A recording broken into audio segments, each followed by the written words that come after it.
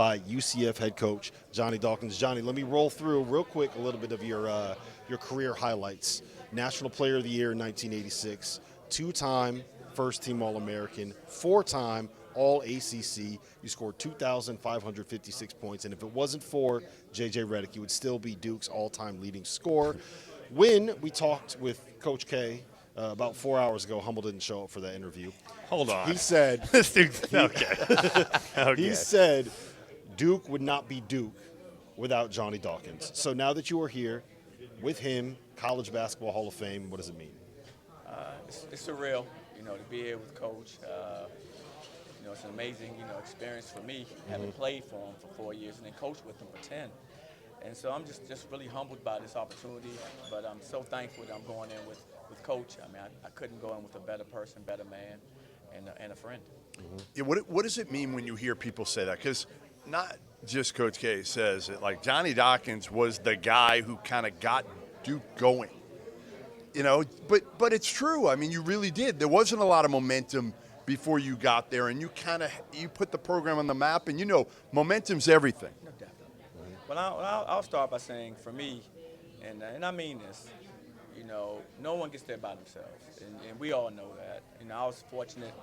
I had great teammates. I really did, and I'm the one that's receiving a lot of attention because of when I made the decision, and that's great. But I do understand that we wouldn't have done it, and I wouldn't have done it if it hadn't been for the guys that were around me. Guys like Tommy Amaker, Mark Allery, David Henderson, Jay Billis. We can go on and on and on with the guys I played with. And we had a special group. It was a very unique group that they put together, they assembled. But it was a group that, for me, it was the right fit and allowed me to do what I do best. When you think about playing for Coach K, is there a story or a favorite memory that comes to mind when you look back on those years? Yeah, but I can't share it now. But I'll tell you, one of the funniest times for me as a player when we were together was when we beat Carolina in the ACC tournament, my sophomore year. And they were a great team, and we hadn't beaten them yet. And now we're in the ACC tournament, and we knock them off. It's in the semis. And so we said we're gonna beat this team, but you know what? We're gonna win tonight. And when we win, we're going to go out there and we're just going to walk through the shake line and, act like, it's no big deal. This is what we do. We win the game. Next thing I know, he's jumping up and hugging me. And he couldn't help himself. I'm going, Coach, I thought we were supposed to just walk off. Be quiet, Johnny. That's good. That is good. So the first ACC title that Coach K won came in 1986. That was your senior year. It was his 6th year with the program, right?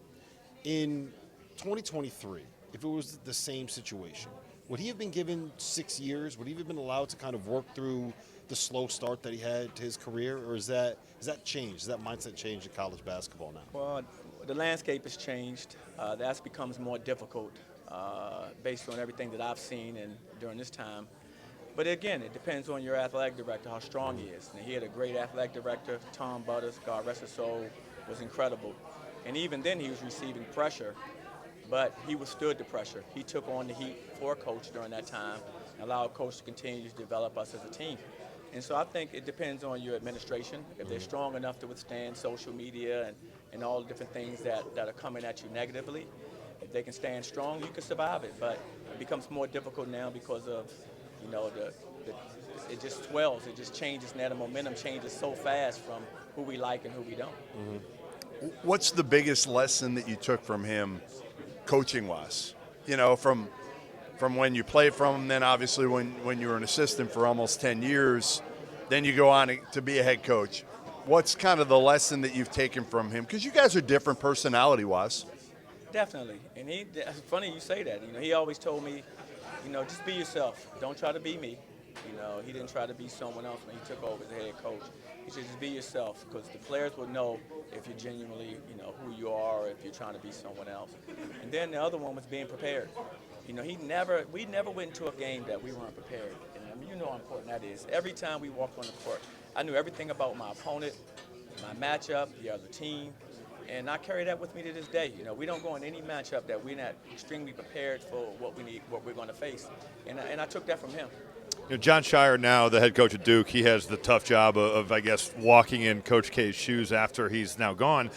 When you were recruiting John, and even when you were coaching him as a freshman, did you think that he would want to get into coaching, or did you ever see any signs that maybe that this would be his path? Well, the thing I loved about John the most was I loved his passion for the game. And so it's no surprise that he's coaching. He loved the game. And, from one player to another who understands that, I like to see that in players. And not only did he love it, he did study the game. He wanted to be very good at the game. And he had an unbelievable competitive streak. When we would practice or games, I always knew he was going to max out. We laugh about it when I see him on the road sometime now about some of those early days. But I'm really happy for him. I think he'll do a terrific job. And it's a well-deserved opportunity for him. Big news. The Almanac is officially back. The most exhaustive and comprehensive guide to the 2023-24 college basketball season is available for pre-order now. If you go to cbbalmanac.com, link is in the description below, you can pre-order for just $15.99 or 20% off the sticker price. The format is going to be a little bit different this season. Instead of an 850-page PDF, you'll be getting access to the full site with league-by-league PDFs available for download. The preview will be live on September 20th, so you have until then to be able to get your pre-orders in. So for insight for all 362 Division I teams, from their head coaches and the experts that cover them, make sure you hit that link. All right, be honest. Did you want that phone call or not want it from Kay? In terms of if he called you and been like, hey, Johnny, I want you to be the guy to take over for me. I know a lot of guys are like, I didn't want any part of that one. I'm never going to say that because that wouldn't be true. For me, if I got in the call, absolutely. First of all, you get in the call to go back to your alma mater, coach. Coach K calls your number, he wants you to be there. You got no choice, right? Right. So that's how I approach that. But I also understand the decision and the direction they've gone, and also it all works well. And I'm very happy with where I am. They're happy in the situation they're in now, and we all move forward. What's it like coaching your son in college? You got to coach Aubrey for a couple seasons down at UCF. Is it challenging? Is it fun? Is it both? Is it hard? It just seems like it's such a unique situation. I loved it. It was a situation in which I wasn't sure if I wanted to do that, as you mentioned, because of all the above, but I wouldn't trade it for anything in the world to have him there with me during that time. We had a great experience. I gave him some parameters, like in this gym, never call me dad. In the locker room, don't fight my battles for me. I can fight my own battles. Because we all play. You already know that. Well, there's so many times you're like, man, coaches, what is he talking about? Your teammates, man, I'm not with coach today. It's like it's your dad. It's different. I mean, it's just a different dynamic. So those gave him some parameters, and and he adhered to them. And he had such a good personality. His teammates loved him because one thing about him, he's such a good man that in the locker room, on the court, he had gained all of their trust. And I think that made my, coaching him a lot easier. All right, Johnny, I'm going to put you on the spot. I want your all-time best Duke starting five. All-time best Duke starting five? Duke starting five. Wow, that's almost impossible to achieve. I mean, you have. Do you start? Are you putting yourself at the one? Oh, definitely. I don't know who we have in the five. Send that to Jay Williams, Trevor. Send that to Jay Williams. Please. I don't know who's in the five, but I know I'm in the five. Then you have guys like Grant Hill, Christian Laettner. I mean, those, obviously those guys were amazing players. You have guys like, of course, Jason Williams, man. Come on, man. What a phenomenal career he had in 3 years. He was terrific. You still have guys like, Bobby Hurley. She's still the all-time assist leader in the history of college basketball, I believe. I mean, Shane Battier. What a player he was. You can't pick five. It's hard to pick five. No, it's impossible. Exactly. You can't. That's what makes it so fun for everyone. Is the fact when you start trying to go down that list, I mean, it's just so many players, that you can choose from that would be deserving. And so it pretty much becomes, I always say, it becomes who do you, basically what appeals to you as the individual. I like this type of guard or this type of big. You notice he didn't say the one guy that broke his scoring record, right? We didn't hear JJ's name. We didn't hear JJ's name. No, I love JJ. Just don't get me wrong, but you got to put an asterisk by that because I didn't have a 3. Yeah, There you go. That's true. That is true. What does it feel like for you when you hear all those names that came after you and you think, we were on that team, and Jeff kind of hit on this, we were on that team that laid the foundation for all these players to then come in? And that has to be an incredible feeling for you. No, absolutely. You know, I came at a time where who would have known it would have led me to this? You know, I'm here, you know, in large part because of that opportunity, you know, and I always thank Coach and Duke for that. You know, when you look at it, you know, we didn't know what we were getting ourselves into. We're just young, cocky, young freshmen, and we're coming in and, you know, we want to turn the program around and, you know, take it to new heights. But, you know, there's a process. And there was some growing pains in getting that done, as you guys remember. And but, you know, looking back on it now and just so proud of what we were able to accomplish as a group. Like I said, I knew I didn't do it alone, and I know they feel the same way. It took a team effort to accomplish that. To go from 11-17 to 37-3 in 4 years. Crazy. Yep, that is. Are you kidding me? Well, and the players you were playing against, too. You got Michael Jordan in the league. You got Right. some dudes that And are. they're not leaving. Yeah. They're like, oh, Mike had a really good freshman, hit the game winner. He's out. No, he's Mike's sticking around for still us there. next year. You're looking at, you know, our other guys, Ralph Sampson, you go on and on and on. So it was an amazing time, and I wouldn't trade mine. I've said this before, you know, I wouldn't trade my time at Duke University for anyone else's time.